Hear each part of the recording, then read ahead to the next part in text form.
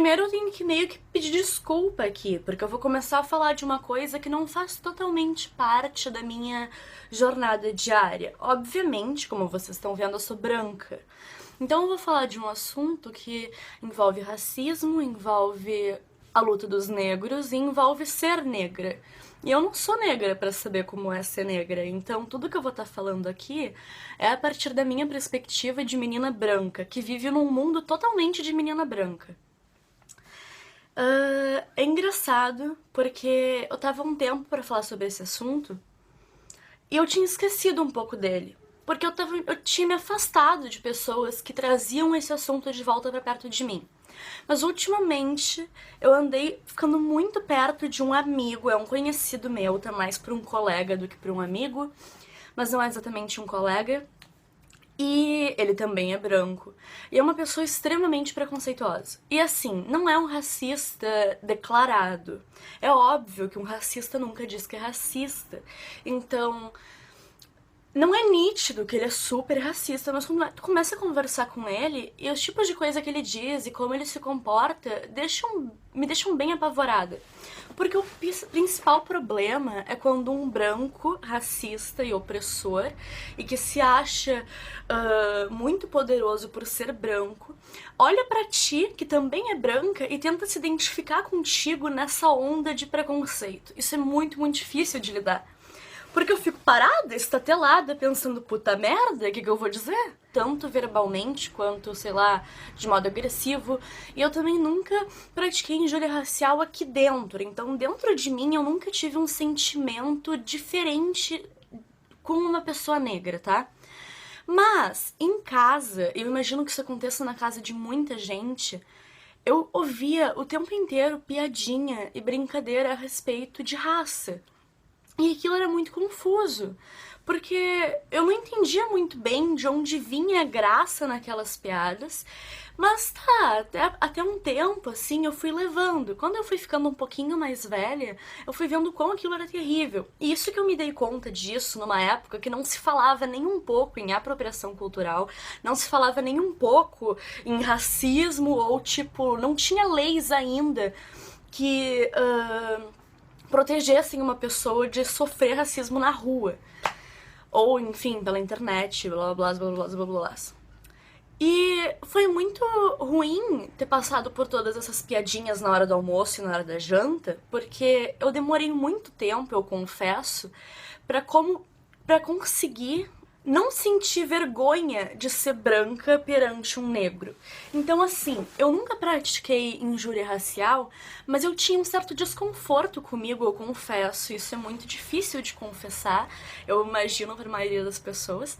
Mas eu tinha lá pelos meus 11, 12 anos e eu tinha um pouco de vergonha de olhar para pessoas negras na rua, porque eu pensava, tá, se essas pessoas me verem olhando pra elas, elas vão pensar que eu tô tendo uma opinião aqui dentro deturpada sobre elas. Se eu ficar olhando pra uma menina negra porque eu achei ela bonita, ela não vai saber que eu achei ela bonita, ela vai achar que eu tô, tipo, achando ela bizarra ou que eu tô rindo da cara dela. Porque eu associava o tipo de coisa que eu ouvia na hora da janta, aquelas piadas super grotescas a respeito dos negros, com o meu dia a dia. E até muito pouco tempo atrás, eu ainda tinha um pouco desse receio. Eu consegui me livrar disso, graças a Deus. Então, assim, acho que já fazem 2 anos que eu consigo normalmente andar na rua e se eu acho uma menina ou um menino negro bonito, apreciá-los, assim como eu apreciaria uma pessoa branca, e eu consigo estar no mesmo lugar e olhar pra eles fixos nos olhos sem ter medo de que eles achem que eu tô sendo uma pessoa preconceituosa ou ofensiva com eles.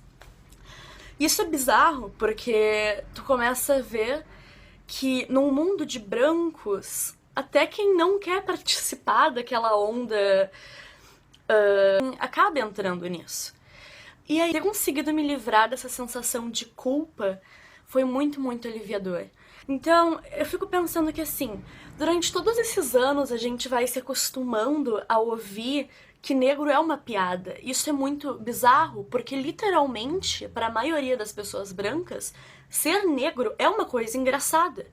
Quando não é uma coisa ofensiva, e eles precisam, como brancos, mostrar o seu poder acima da raça negra, os negros são engraçados. Tem pessoas que literalmente estão, assim, conversando ou estão bebendo numa roda de bar e elas começam a se divertir apenas com a palavra negro. Então, os brancos começam a rir assim, tipo, negão, negão. E a palavra negão pra eles é uma coisa divertida. E a palavra negrinha é uma coisa divertida e ao mesmo tempo muito opressora. Porque quando tu pensa em negrinha, o que que tu pensa? Tu deveria pensar numa menina pequena e negra. Assim como tu pensa em branquinha, tu deveria pensar numa menina branca e pequena. Só que não, vindo de um branco, negrinha é uma mulher adulta já. Então, o negrinha, que deveria ser uma coisa normal num vocabulário tanto branco quanto negro, passa a ser uma coisa ofensiva. Porque começa a ser um diminutivo de uma mulher adulta e cheia de força, cheia de garra, como qualquer mulher de qualquer raça. Muitas vezes eu fico me questionando se uma pessoa tá sendo ofensiva ou se sou eu que tô exagerando em beliscar aquela pessoa. Por exemplo, eu escuto muito de conhecidos esse tipo de coisa. Ai, os cabelos da neguinha. Ai, os cabelos do negão. Ai, porque aquela nega. Tu foi lá fazer a sobrancelha com a nega? E eu fico tipo, só um pouquinho. Vocês não podem falar isso.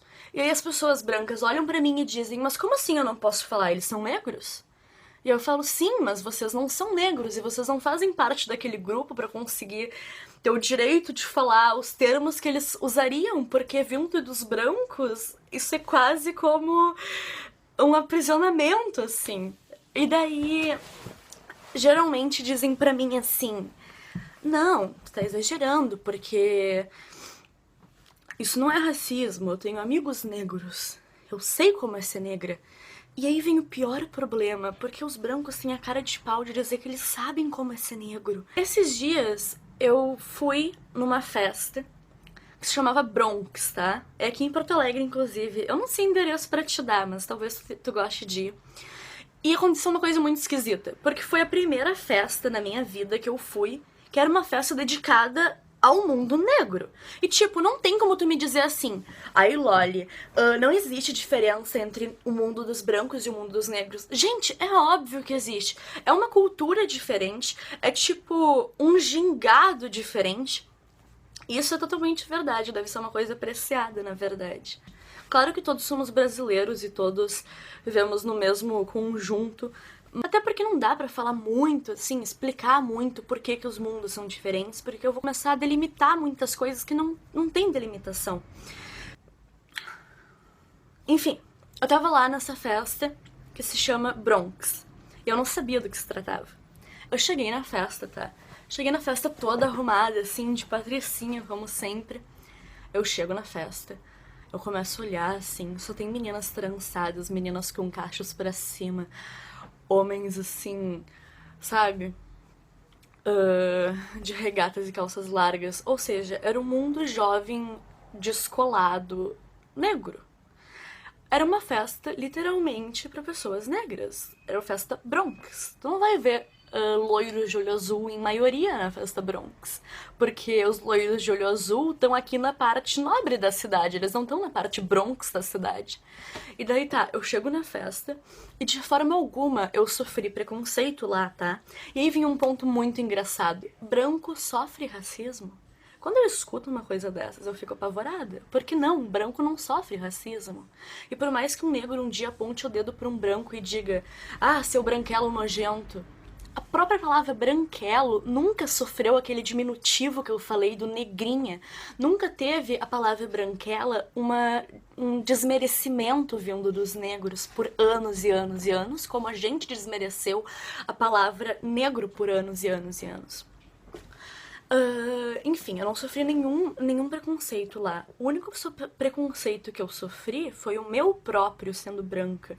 Ou seja, eu tava um pouco acuada. Porque eu fiquei meio assim, tipo, nossa, sabe? Não tem ninguém aqui que seja igual a mim.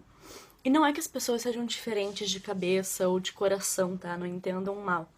Mas eu não tenho muito convívio, não tenho mesmo convívio com pessoas que não sejam brancas. Não tenho. É muito raro. Claro que eu tenho 2, 3 amigos. Quando eu cheguei ali, eu até pensei, meu Deus, parece que eu tô em outro país, porque eu não tinha ideia de que tinham tantas meninas negras lindas por aqui e tantos meninos negros lindos por aqui. E por que que eu não tinha ideia? Porque eu quase nunca vejo no meu círculo social de festa e de colégio e essas coisas. E eu fiquei um pouco acuada. Eu falei, bah, eu tô dentro de um universo que não é muito meu, eu não vou ficar até deslocada aqui. É que nem tu gostar muito de festa pop, só saber dançar funk pop, e de repente te jogarem no meio de uma festa rock onde tá tendo roda punk, sabe? Tu não vai saber o que fazer. Era eu lá no Bronx, era eu, tipo, parada assim, olhando e meio que tentando me encaixar nos grupos e ficando meio tipo, tá, não vai rolar, eu vou ter que ir embora, porque eu não tenho nem amigos, eu tava sozinha no dia. Eu pensei, puta merda, sabe? Aqui eu não sei o que fazer. E aí vem o que eu tava falando. Quando me dizem assim, ah, negro, branco sofre racismo também. A gente tem que cuidar para que os brancos não comecem a sofrer racismo, porque agora tá tendo muita onda, né, de movimentos a favor dos negros e a força dos negros está vindo muito contra os brancos. Isso pode gerar uma coisa perigosa. Isso é de novo total medo de branco nobrezinho, branco burguesinho. Ahn, Durante toda a nossa vida até agora, né, se tu for analisar assim períodos históricos, os brancos têm o quê assim? Qual é o maior desejo dos brancos? Possuir, né, e ter controle absoluto das coisas. É daí que vem a palavra absolutista e é daí que a gente conhece os reis. E o branco continua querendo isso, ele continua querendo ser o centro de tudo e ter tudo nas mãos para se sentir seguro. E quando o povo negro começa a aparecer mais, tanto na mídia como em padrões estéticos e música e festa e começa a ocupar campos que antes não ocupava, tipo shoppings da área nobre, bairros boêmios da área nobre, o branco fica acuado e ele fica com medo porque ele começa a perder uma autoridade que ele tinha antes. Eu sei que isso parece absurdo, mas isso acontece e existe, tá? Não é loucura na minha cabeça. Aí, né, a gente escuta muito. Ah, o branco sofre racismo também. Quando eu fui nessa festa Bronx, eu descobri, começando a fazer analogias e puxando pensamentos, que a única possibilidade de um branco sofrer racismo é provando do próprio veneno. O que eu quero dizer? Tu é um branco, tu é racista, e tu fica fazendo isso durante anos. E daí tu vai parar no meio da festa Bronx, te jogam lá. Tu vai ficar completamente apavorado, porque pela primeira vez quem tu determinou inimigo pra ti por muito tempo tá em massa te olhando. E tu é um só no meio dessa batalha que o tempo inteiro era o contrário. Era vários dos teus contra um só negro. E aí o jogo vira.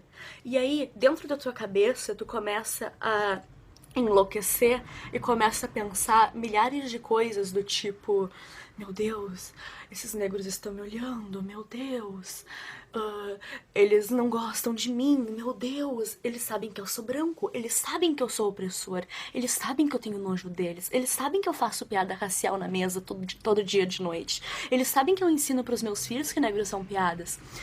O branco começa a mirabolar com essas coisas na cabeça e ele se vê completamente apavorado. Eu acho que assim é a única forma de um branco sofrer racismo, é provando do próprio veneno.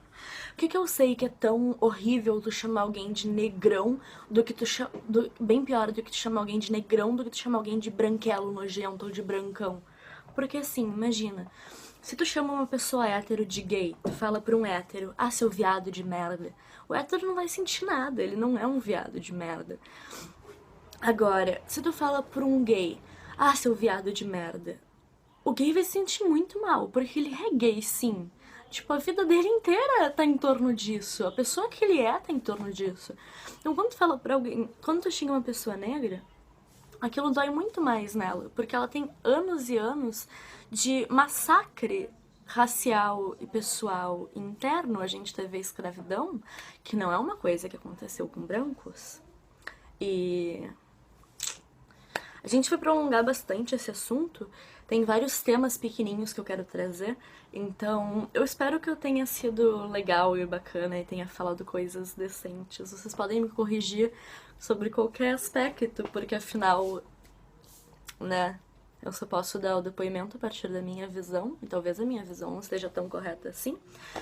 A gente se vê num próximo vídeo. XOXO, Gossip Girl!